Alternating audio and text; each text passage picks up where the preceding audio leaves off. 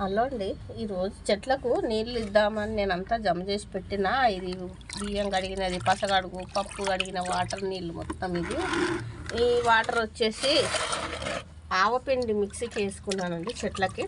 2 days అయింది. ఇది ఆవపిండితో చేసిన వాటర్ ఇది మొత్తం ఇందులో కలిపేసుకుంటాను.